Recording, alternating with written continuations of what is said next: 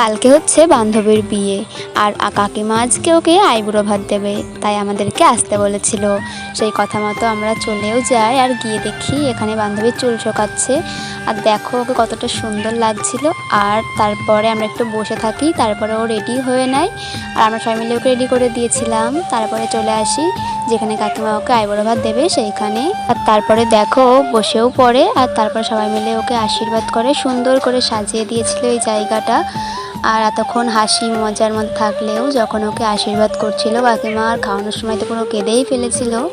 আর তারপরে ও খেয়ে নেয় আর আমাদের সবারই একটু মন খারাপ করছিল তখন। আর তারপরে আমরাও খেতে বসে পড়ি।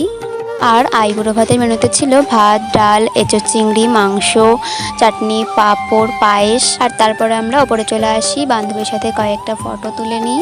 তারপরে ওর সাথে দেখা করে আমরা চলে আসি বাড়িতে। দেখা হচ্ছে বিয়ের ব্লগ নিয়ে। টাটা।